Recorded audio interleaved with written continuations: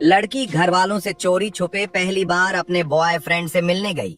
सोचा था चॉकलेट मिलेगी, गुलाब मिलेगा, फिल्मी मोहब्बत मिलेगी, लेकिन होटल के बंद दरवाजे के पीछे उसे ऐसा झटका मिला कि पहली ही मुलाकात में उसे नानी दादी सब याद आ गईं। और वो लड़का अकेला नहीं था, उसके 4 दोस्त भी मौजूद थे। आखिर उस कमरे में ऐसा क्या होने वाला था, देखिए इस वीडियो में।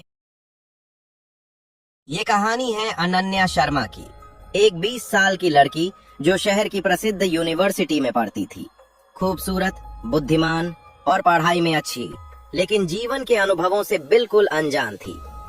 यूनिवर्सिटी के एक सामान्य दिन अनन्या अपनी सहेली प्रिया मेहता के साथ लाइब्रेरी से बाहर निकली, लेकिन आज अनन्या कुछ अलग लग रही थी। उसकी आंखों में एक अजीब सी चमक थी। वो बार बार अपने मोबाइल को देखती और मुस्कुरा देती। प्रिया ने महसूस किया कि कुछ तो जरूर है और पूछा, अनन्या, तुम आजकल बहुत व्यस्त लगती हो, बात क्या है? अनन्या ने शर्माते हुए जवाब दिया, कुछ नहीं, बस एक दोस्त है। प्रिया चिंतित थी। वो अनन्या की सबसे अच्छी दोस्त थी और उसे अच्छी तरह जानती थी। उसने कहा, अनन्या, सावधान रहो। सोशल मीडिया पर मिलने वालों पर अंधा विश्वास करना खतरनाक है।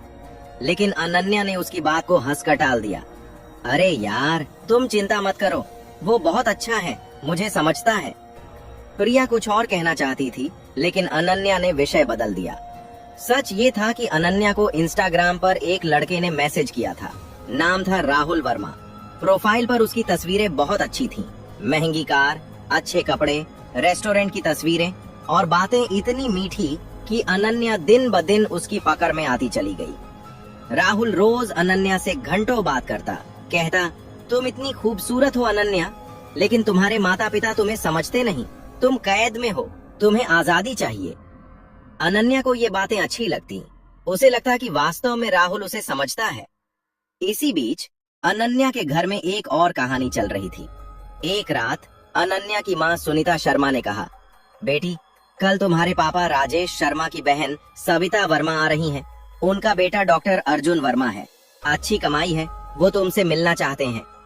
अनन्या को ये सुनते ही गुस्सा आ गया। उसने चिढ़कर कहा, माँ, मैं अभी पढ़ाई पूरी करना चाहती हूँ, शादी के बारे में बात मत करो। माँ ने प्यार से समझाया, बेटा, हम तुम्हारी भलाई चाहते हैं, अच्छे रिश्ते आसानी से नहीं मिलते, हमने बहुत सोच समझकर यह निर्णय लिया है। लेकिन अनन्या ने सुना ही नहीं। उसने गुस्से में कहा, मेरी जिंदगी है, मैं खुद निर्णय ले सकती हूँ, आप लोग मुझे नियंत्रित करना चाहते हो। ये कहकर वो अपने कमरे में चली गई और दरवाजा बंद कर लिया। माँ हैरान रह गई। उन्हें समझ नहीं आया कि उनकी बेटी अचानक इतनी बदल क्यों गई है। अनन्या ने अपने कमरे में जाकर तुरंत राहुल को मैसेज किया, मैं तंग आ गई हूँ, मेरे माता पिता मुझे किसी और से शादी के लिए मजबूर कर रहे हैं। कुछ सेकंड में जवाब आया, अनन्या, अगर तुम वास्तव में मुझसे प्यार करती हो तो मेरे साथ चलो, हम दोनों मिलकर नई जिंदगी शुरू करेंगे। मैं तुम्हारा ख्याल रखूंगा, तुम्हें कभी कोई तकलीफ नहीं होने दूंगा। अनन्या के दिल में डर भी था और जोश भी। उसने पूछा, लेकिन हम कहाँ जाएंगे? राहुल ने जवाब दिया, मेरे शहर में, वहाँ मेरा व्यवसाय है, हम वहाँ शादी कर लेंगे, फिर तुम्हारे माता पिता को बताएंगे, वे मान जाएंगे। अनन्या ने सोचा और निर्णय ले लिया। अगले 2 दिन अनन्या ने योजना बनाई। उसने चुपचाप अपने आभूषण निकाले, अपनी माँ के पास से कुछ पैसे लिए, अपना बैंक कार्ड, कपड़े और जरूरी सामान एक छोटे बैग में रखा।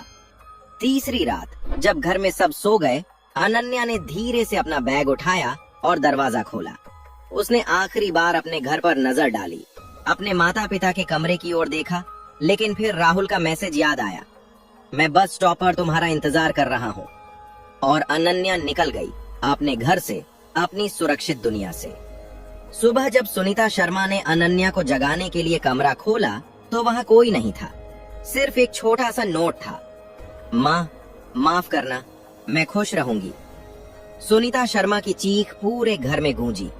बस स्टॉप पर राहुल खड़ा था, लेकिन वास्तव में वो तस्वीरों जैसा नहीं था। सस्ते कपड़े, सस्ती परफ्यूम और आंखों में एक अजीब सी चालाकी। लेकिन अनन्या को कुछ नहीं दिखाई दिया। उसे सिर्फ ये दिखाई दिया कि उसका प्रिय उसका इंतजार कर रहा है। राहुल ने मुस्कुराते हुए कहा, आखिर तुम आ ही गई, मैं जानता था तुम बहादुर हो। अनन्या घबरा गई थी। राहुल, क्या हम सही कर रहे हैं? मेरे माता पिता बहुत परेशान होंगे। राहुल ने उसका हाथ पकड़ा। अनन्या, प्यार में हिम्मत चाहिए। हम नया आरंभ करेंगे। मुझ पर भरोसा करो। मैंने कब तुम्हें धोखा दिया है? और दोनों बस में बैठ गए, मंजिल की ओर या फिर तबाही की ओर। 6 घंटे का सफर था। रास्ते में राहुल बहुत प्यार से पेश आया। अनन्या के लिए खाना लाया, पानी लाया। अनन्या को लगा कि शायद उसका फैसला सही है।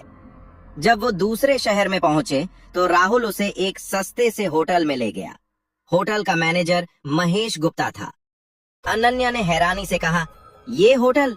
तुमने तो कहा था तुम्हारा अपना घर है। राहुल ने झूठ बोला। वो अभी मरम्मत में है। कुछ दिनों के लिए यहाँ रहेंगे, फिर शिफ्ट हो जाएंगे।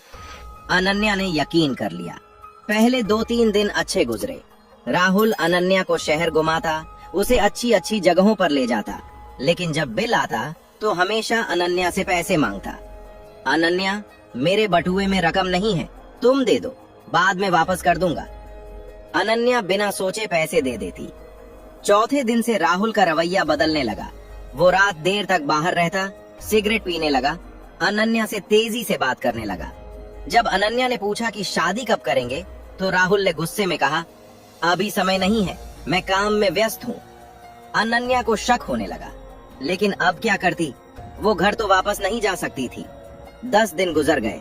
अनन्या के पैसे लगभग खत्म हो चुके थे, गहने अभी बाकी थे।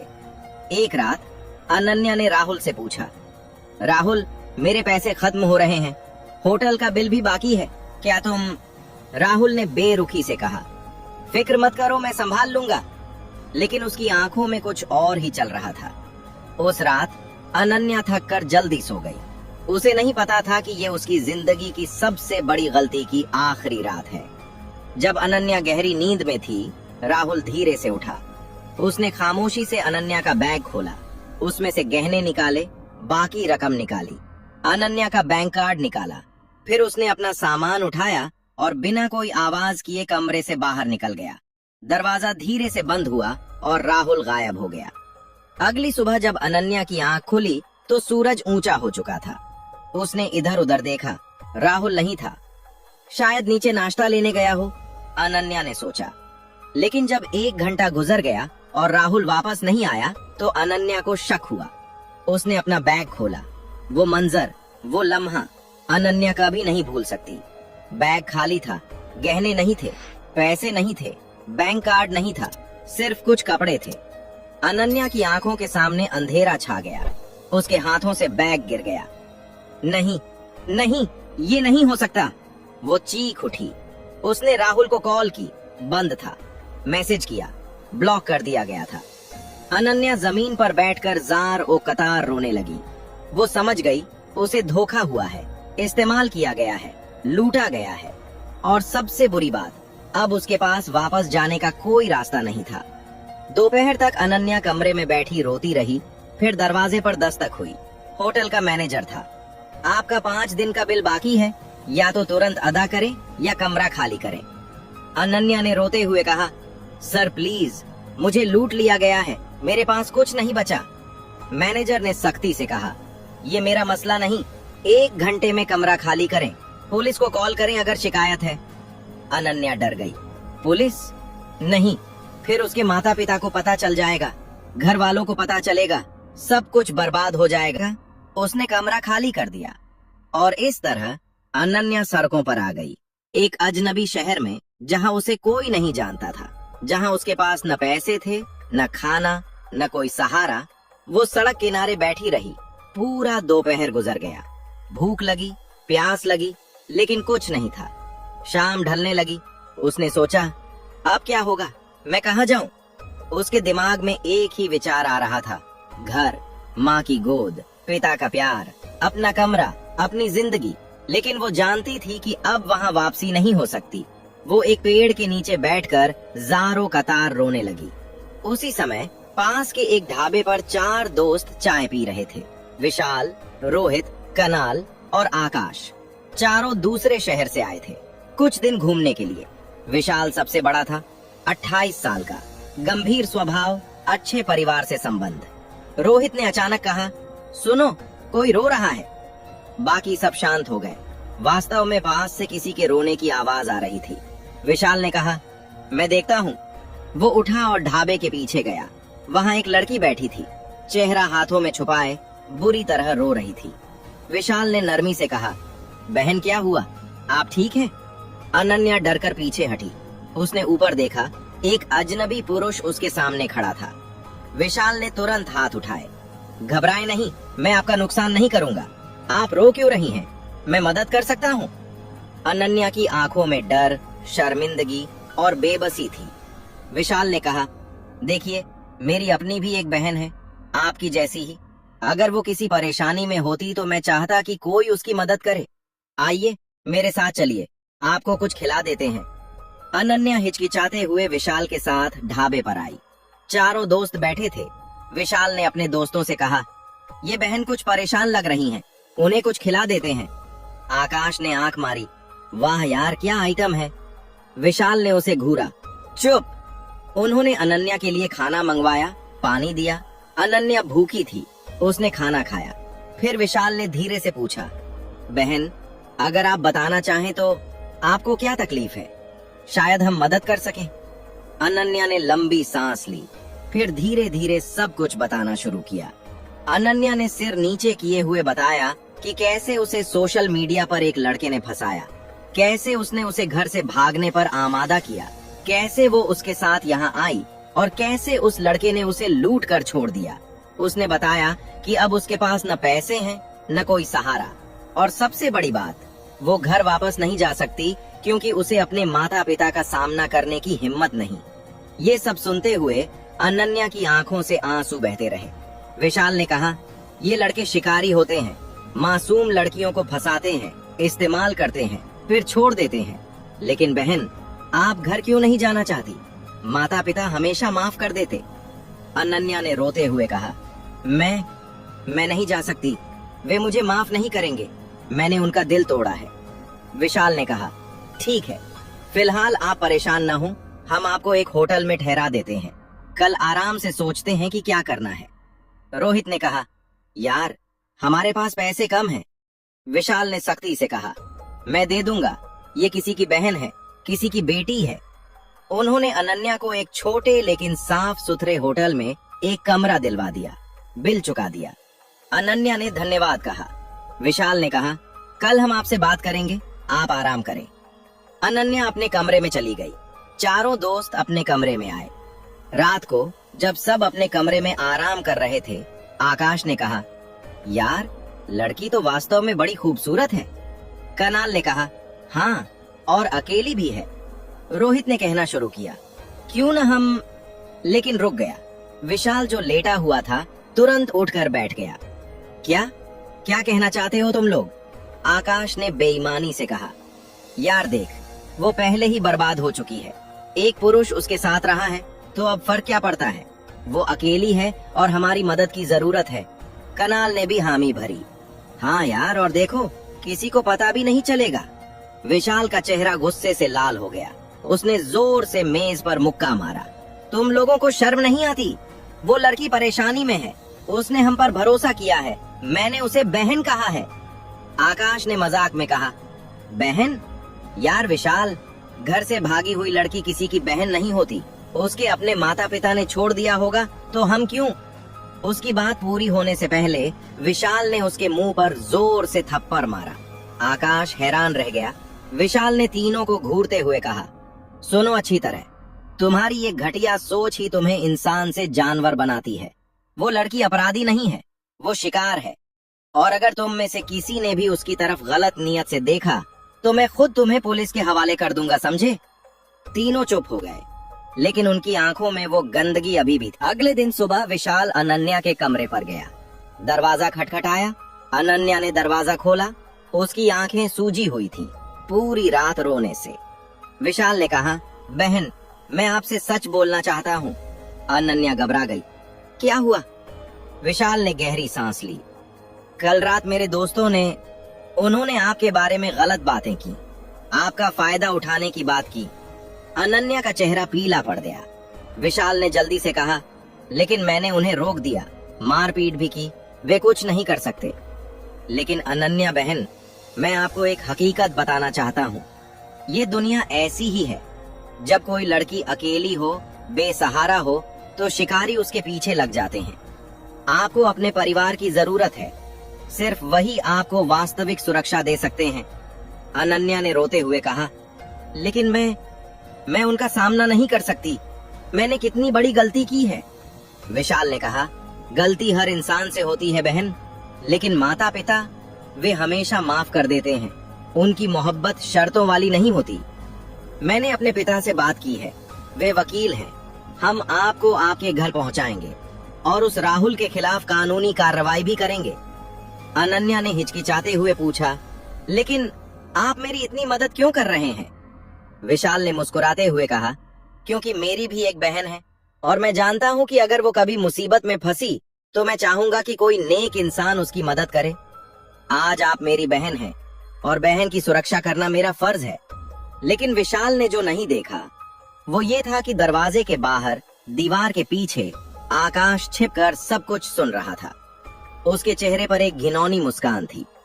जब विशाल चला गया, आकाश ने रोहित और कुणाल को बुलाया।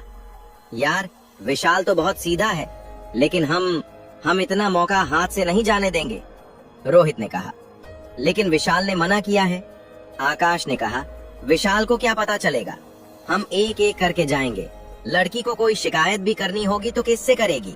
वो पहले ही बर्बाद हो चुकी है। कुणाल ने भी हामी भरी। शैतान के 3 शागिर्द तैयार हो गए। पहली रात विशाल किसी काम से बाहर गया था। आकाश अनन्या के कमरे की तरफ बढ़ा। उसने दरवाजा खटखटाया। अनन्या ने दरवाजा खोला। जी, आकाश ने झूठी मुस्कान के साथ कहा। बहन, विशाल भाई ने कहा है कि आपको कुछ रुपए दे दूं।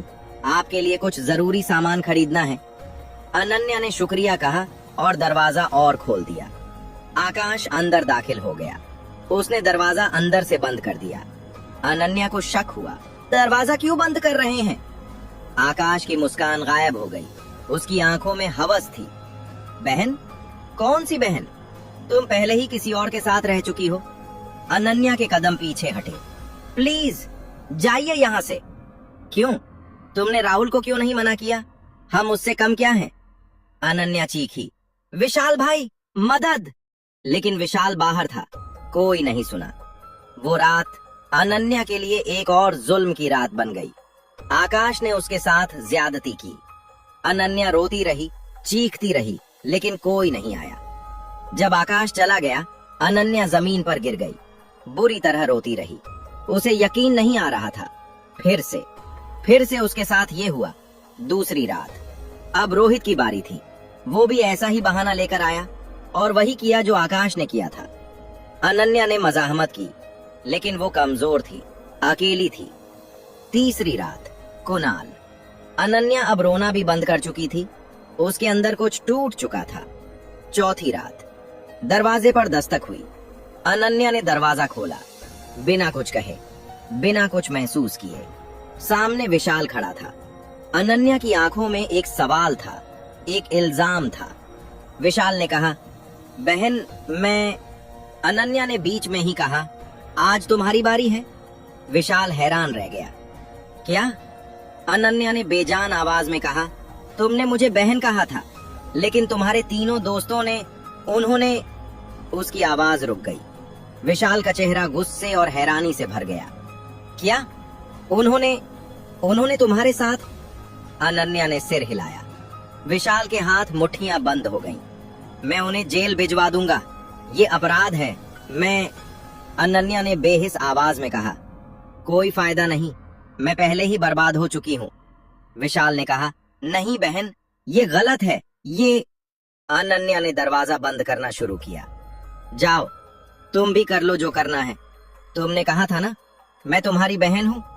लेकिन घर से भागी हुई लड़की किसी की बहन नहीं होती। विशाल को लगा जैसे किसी ने उसके मुंह पर तमाचा मार दिया हो।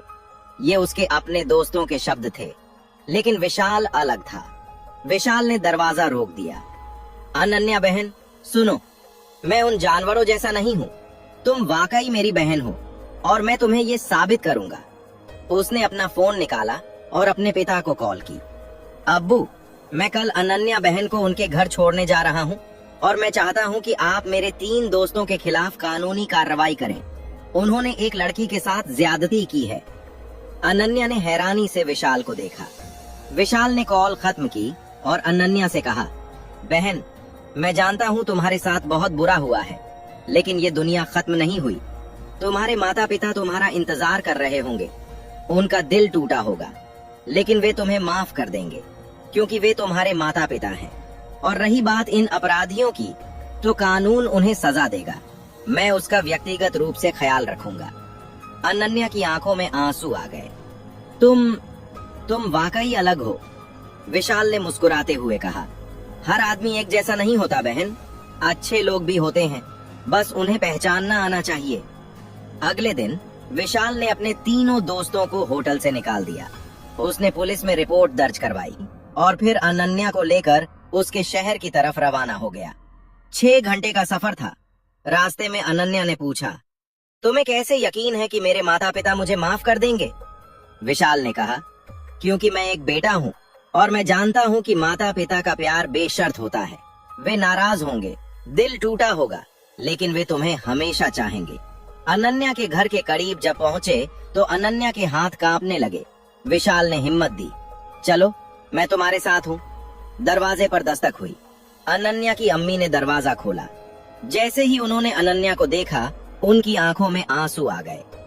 अनन्या, मेरी बच्ची। अम्मी ने अनन्या को गले लगा लिया। अंदर से अनन्या के अब्बू भी दौड़ते हुए आए। बेटा, तुम ठीक हो?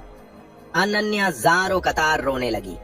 अम्मी, अब्बू, मुझे माफ कर दें, मैंने बहुत बड़ी गलती की। अब्बू ने बेटी को गले लगाते हुए कहा, बस बस बेटा, तुम ठीक हो, यही काफी है। घर हमेशा तुम्हारा है। अम्मी रो रही थीं, खुशी के आंसू थे। विशाल ने अनन्या के अब्बू को सब कुछ बताया, राहुल के बारे में, अपने दोस्तों के बारे में। अनन्या के अब्बू ने विशाल का हाथ पकड़ा। बेटा, तुमने मेरी बेटी को बचा लिया। अल्लाह तुम्हें जज़ाए खैर दे। तुमने साबित किया कि अच्छे लोग अभी भी मौजूद हैं। विशाल ने कहा, अंकल, मैंने पुलिस में रिपोर्ट करवा दी है। मेरे पिता वकील हैं, वे इस केस को आगे बढ़ाएंगे। राहुल और मेरे वे 3 दोस्त, सबको सजा मिलेगी। 1 हफ्ते बाद पुलिस ने राहुल को गिरफ्तार कर लिया। आकाश, रोहित और कुणाल को भी हिरासत में ले लिया गया। इंस्पेक्टर ने अनन्या से कहा, बेटी, हमने तमाम मुजरिमों को गिरफ्तार कर लिया है। कानून उन्हें सख्त सजा देगा।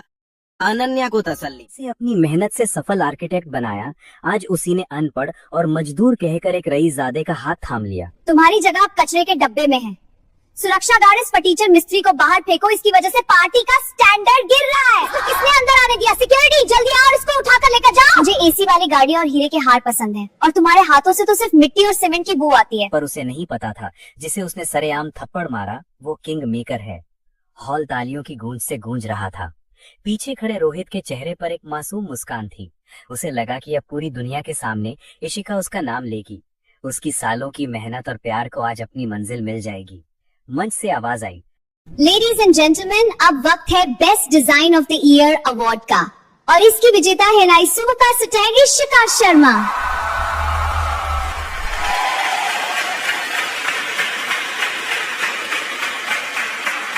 Thank you. इस अवार्ड के लिए मैं अपनी मॉम, अपने भाई और पापा को थैंक यू कहना चाहूंगी। अंत में मैं उस इंसान का शुक्रिया अदा करना चाहती हूँ जिसके बिना ये डिजाइन महज एक सपना रह जाता। उसने हर कदम पर मेरा साथ दिया, मेरे बुरे वक्त में मुझे संभाला और मेरी खुशियों में सबसे ज्यादा शोर मचाया। तो देवियों और सज्जनों, मिलिए मेरे मंगेतर से the one and only mister Rudra Pratap Singh. मंच पर एक अमीर और रसूखदार शख्स रुद्र प्रताप सिंह सीना तान कर खड़ा हो गया। ये देखकर रोहित के पैरों तले जमीन खिसक गई। उसकी आंखों के सामने अंधेरा छा गया। जिस लड़की के लिए उसने अपनी रातें काली की, अपने हुनर को उसके नाम कर दिया, उसने एक पल में उसे भुलाकर किसी और का हाथ थाम लिया था। मंच पर रुद्र इशिका की तारीफों के पुल बांध रहा था। उसने बड़े गर्व से कहा, thank you for the credit Ishika, but एक बात बोलूं, इस अवार्ड के पीछे सिर्फ तुम्हारी डेडिकेशन और तुम्हारी मेहनत है। मैंने कुछ नहीं किया है। You deserve this award. इसमें मेरा या किसी और का कोई हाथ नहीं था। रुद्र की ये बात अभी हवा में गूंज ही रही थी कि हॉल के एक कोने से गरजती हुई आवाज आई, हाथ है, हमारा हाथ है। सबकी नजरें घूम गईं। लोगों के मन में सवाल था, ये कौन है? रोहित सीना तान कर खड़ा था। उसने चिल्लाकर फिर कहा, इशिका की सक्सेस के पीछे हमारा हाथ है। रुद्र का चेहरा गुस्से से लाल हो गया। उसने चिल्लाकर पूछा, कौन है बे तू और क्या बकवास कर रहा है? रोहित इशिका की आंखों में आंखें डालकर खड़ा हो गया। उसके दिल का दर्द लफ्जों में बह निकला। इशिका, तुमने इन्हें हमारे बारे में बताया नहीं। इन्हें बताओ कि हम तुम्हारे मंगेतर हैं। तुमने हमसे वादा किया था शादी करने के लिए, बताओ ना इन्हें। पूरे हॉल में कानाफूसी शुरू हो गई। लोग हैरान थे, ये क्या बोल रहा है? इशिका के दो मंगेतर? रुद्र ने गुस्से में इशिका को झकझोरा। इशिका, कौन है ये? तुम्हारा असली मंगेतर कौन है?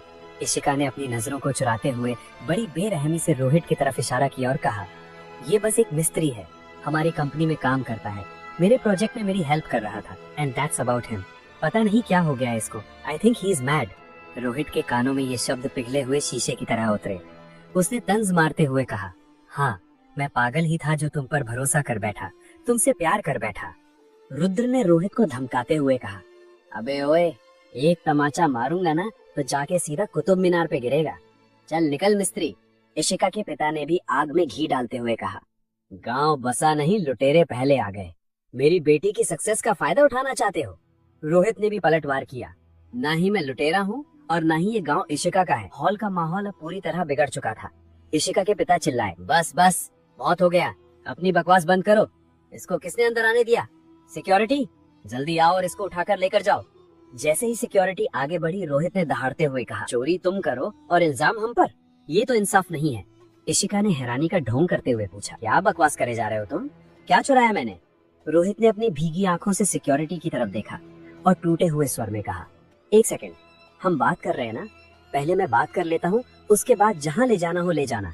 फिर इशिका की तरफ मुड़ा, चुराया तो है हमारा दिल, हमारी उम्मीद चुराई, हमारे सपने, सब कुछ चुराया तुमने। रुद्र ने रोहित का मजाक उड़ाते हुए बड़े अहंकार से कहा, टूटे हुए दिल से शायरी निकलती है? अच्छा, तो एक काम करना, तेरी ये शायरी सोशल मीडिया पर जाकर बेच। रोहित ने भीगी आंखों से पर कड़वाहट भरे स्वर में जवाब दिया, शायरी तो सोशल मीडिया पे ही बेचनी पड़ेगी ना, क्योंकि मेरे सारे पैसे तो इशिका ने हड़प लिए। पिछले 1 साल से ये हमारे भरोसे और हमारे प्यार का फायदा उठाती रही। रोहित ने इशिका के उतरते हुए चेहरे की ओर इशारा करते हुए कहा, तुम्हारे चेहरे का रंग तो वैसा ही उड़ा हुआ है इशिका, जैसे तुमने हमारे हाथों से पैसे उड़ा लिए थे। ये सुनते ही इशिका का गुस्सा साथ में आसमान पर पहुंच गया। अपना गटर जैसा मुंह बंद रखो। जितने की यहाँ 1 गिलास में शराब बची है ना, उतनी तुम्हारी औकात भी नहीं है कि उसे खरीद सको, और तुम मुझ पर चोरी का इल्जाम लगा रहे हो। How dare you. रोहित ने टूटते हुए भी अपनी बात रखी।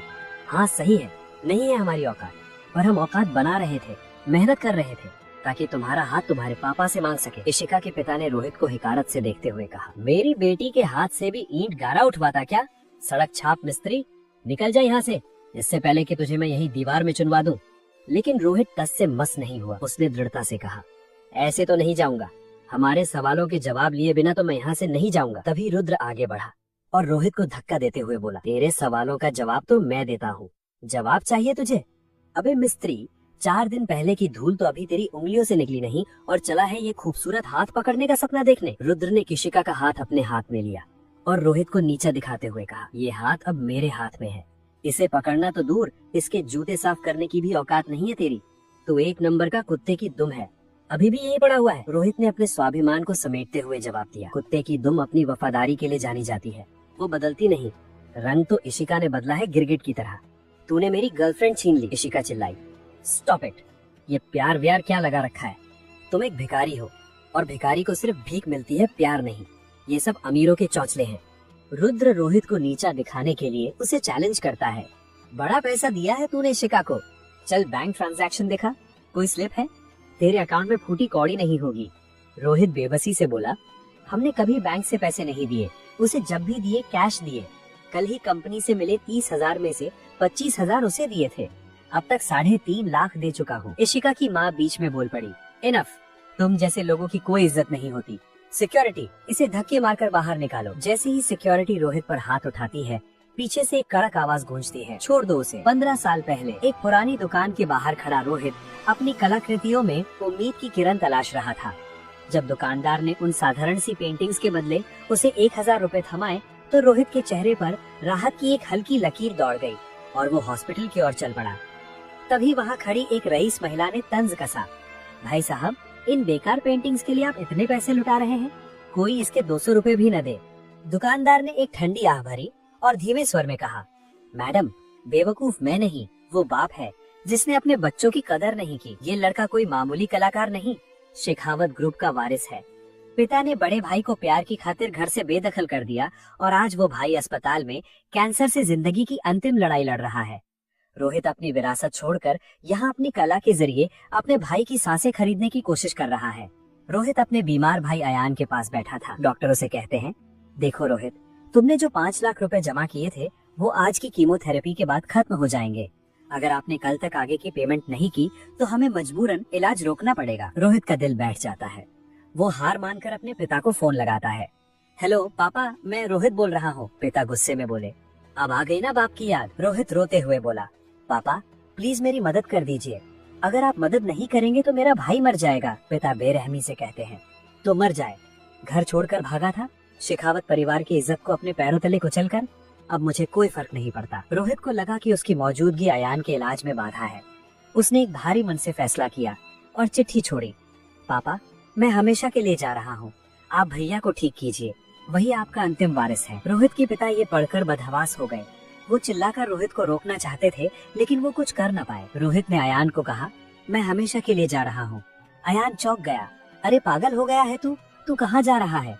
लेकिन रोहित की बस आवाज गूंजी, हम एक दूसरे को ढूंढ लेंगे भैया, और वो चला गया कहीं दूर। पिता ने अयान का इलाज कराया। अयान बदहवास था, उसे यकीन नहीं हो रहा था कि उसका भाई चला गया, इसलिए पिता उसे विदेश भेज देते हैं। इधर रोहित को एक गरीब घर में आसरा मिल जाता है। 15 साल बाद वक्त बदल चुका है। अयान अब एक बड़ा बिजनेस टाइकून बन चुका है और विदेश से वापस लौटा है। Welcome back sir. 15 साल बाद वापस आकर कैसा लग रहा है? अब तो 5000 करोड़ की कंपनी संभालने की जिम्मेदारी है आप पर। ऑफ कोर्स वो तो होना ही है, 5000 करोड़ की कंपनी जो संभालनी है। लेकिन उसके अगले ही पल उसकी आंखों में वेद की याद चमक उठी। जिम्मेदारी कंपनी की नहीं, मुझे अपने भाई वेद को ढूंढने की जिम्मेदारी महसूस हो रही है। दूसरी तरफ रोहित एक मिस्त्री का काम कर रहा है। वो अपनी मंगेतर इशिका के लिए दिन रात मेहनत करता है। इशिका की आवाज ने उसके ध्यान को भंग किया। उसके स्वर में प्यार से ज्यादा एक अजीब सी बेचैनी और मांग थी। रोहित क्या हुआ? डिजाइन अभी तक पूरा नहीं हुआ, मुझे आज ही सबमिट करना है। रोहित ने अपनी थकान को एक प्यारी मुस्कान के पीछे छिपा लिया। तुम्हारा काम कैसे भूल सकते हैं, ये लो तैयार है। डिजाइन की बारीकी देखकर इशिका की आंखें चमक उठी। ये तो अद्भुत है, thank you so much. Thank you नहीं, कांग्रेचुलेशंस बोलो। शेखावत बिल्डर्स का कॉन्ट्रैक्ट हमें मिल गया है। कंपनी ने खुश होकर हमें 50,000 का बोनस दिया है। बस 2.5 लाख और जमा कर लूं, फिर तुम्हारे पापा से तुम्हारा हाथ मांगूंगा। रोहित की आंखों में एक सच्चे जीवन साथी की चमक थी, लेकिन इशिका के चेहरे पर एक फीकी नकली मुस्कान तैर गई। हाँ, कमा लेना खूब पैसे। सुनो, मुझे कुछ कैश चाहिए, एटीएम जाने का टाइम नहीं है, क्या तुम्हारे पास है? रोहित ने बिना किसी शक के अपनी जेब टटोली। हाँ, 30,000 पड़े हैं, बोलो कितने चाहिए? 25,000 दे दो, काफी रहेंगे, मैं एटीएम जाकर वापस कर दूंगी। रोहित ने प्यार से कहा, उसकी जरूरत नहीं है, पैसे मेरे पास रहे या तुम्हारे पास, आखिर में रहने तो हमारे पास ही हैं। इशिका पैसे लेकर चली जाती है। अयान के ऑफिस में देश का सबसे बड़ा प्राइवेट डिटेक्टिव बैठा था। अयान के चेहरे पर बेचैनी साफ झलक ही थी। आपकी फीस 1 करोड़ रुपए है ना? मैं आपको 15 करोड़ दूंगा। मेरे भाई रोहित शेखावत को किसी भी हाल में ढूंढ निकालिए। तभी उसकी सेक्रेटरी मायरा कुछ फाइलें लेकर अंदर आती है। सर, जो ब्रिज आप अपने भाई वेद के नाम पर बनवा रहे हैं, उसके कुछ नए डिजाइन आए हैं। आपको याद है ना, वेद सर को ब्रिजेस ड्रॉ करने का बहुत शौक था। अयान फाइल खोलता है और अचानक उसके हाथ कांपने लगते हैं। उसकी आंखों में चमक आ जाती है। ये डिजाइन किसने बनाया? सर, ये इशिका शर्मा ने बनाया है, वो शेखावत इंफ्रास्ट्रक्चर में डिजाइनर है। अयान हैरानी से, ये मुमकिन ही नहीं है, ये डिजाइन मेरे भाई ने बचपन में स्केच किया था। देखो ये ताला और हुबहू ये चाबी, ये सिर्फ वेद का आइडिया हो सकता है, ये कोई इत्तेफाक नहीं है। मेरा भाई इसी लड़की के आसपास है। सेक्रेटरी को लगा कि शायद अयान भावनाओं में बह रहे हैं। सर, ये सिर्फ एक डिजाइन है, इत्तेफाक भी हो सकता है। मैं खुद इशिका से मिली हूँ, 100 डिजाइन में से उसका काम फाइनल हुआ है। आज अवार्ड सेरेमनी भी है, उसे सम्मान मिलने वाला है। अयान की आंखों में चमक थी। कुछ ना कुछ कनेक्शन तो जरूर है। ये फंक्शन कितने बजे है? मैं भी चलूंगा। पर सर, सबको पता है आप अपने भाई को ढूंढ रहे हैं, कोई भी आपकी इस कमजोरी का फायदा उठा सकता है। ठीक है, मैं अपनी पहचान छुपा कर जाऊंगा। इशिका के पिता जो पिछले 25 साल से काम कर रहे हैं, उन्हें भी बुलाओ। अगर इशिका ने मुझे मेरे भाई तक पहुंचा दिया तो मैं उन सबको माला माल कर दूंगा। अयान डिटेक्टिव की आंखों में देखते हुए, तुम जल्दी से जल्दी पूरी जांच करो। दूसरी ओर रोहित खुशी से झूम रहा है। अपने दोस्त से कहता है, भाई इशिका का डिजाइन सिलेक्ट हो गया है, आज उसे अवार्ड मिलने वाला है। अब उसके पापा से उसका हाथ मांगने में कोई दिक्कत नहीं होगी। आज मेरी जिंदगी बदलने वाली है, मुझे अवार्ड फंक्शन में समय पर पहुंचना है। अयान के पास उसकी असिस्टेंट मायरा आई और कही, सर डिटेक्टिव ने आपके भाई का पता लगा लिया है, इशिका रोहित से शादी करने वाली है, पर पार्टी में आपको थोड़ी देर से पहुंचना चाहिए, प्लान के अनुसार ही। अयान चौंक गया, ऐसा क्यों बोल रही हो, मुझसे तो एक पल भी इंतजार नहीं हो रहा है। मायरा के चेहरे पर हल्की उदासी थी। कुछ नहीं, लेकिन रोहित और मायरा को सरप्राइज भी तो देना है। पार्टी में पीछे से एक कड़क आवाज गूंजती है, छोड़ दो उसे। वहाँ मौजूद हर शख्स दंग रह गया। रुद्र ने हैरानी से पूछा, अब ये नई एंट्री कौन है? अयान ने अपनी पहचान छिपाते हुए बड़े स्वाभिमान से कहा, मैं जो कोई भी हूँ, लेकिन सभी को अपनी पूरी बात रखने का पूरा हक है। अयान ने रोहित की ओर देखा और नरमी से कहा, मैं अयान, तुम्हारा भाई। रोहित ने अयान को गौर से देखते हुए कहा, भैया आप अयान हो, यहाँ कैसे? अयान रोहित की ओर मुड़ा।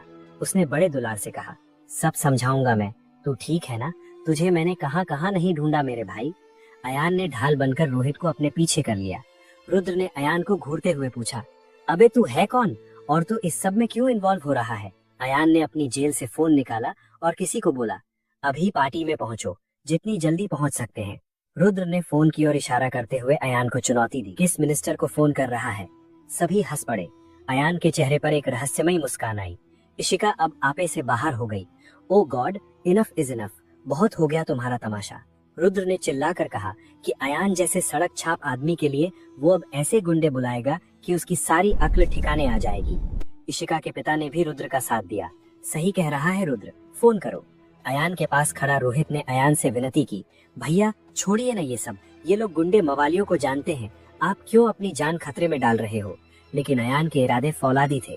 उसने शांत होकर कहा, नहीं, अब ये खेल तो मैं पूरा देख कर ही जाऊंगा। रोहित ने धीरे से अयान से कहा, भाई तो फिर आप बता क्यों नहीं देते कि आप कौन हैं? अयान ने मुस्कुराते हुए जवाब दिया, मेरा सच जानने के बाद इन सब की पतलून गीली हो जाएगी। रुद्र ने तुरंत फोन घुमाया और चिल्लाया, अबे ओए, हवा तो तेरी मैं निकालता हूँ, मैं उसे फोन कर रहा हूँ जिससे पूरा शहर कांपता है, गजेंद्र तिवारी।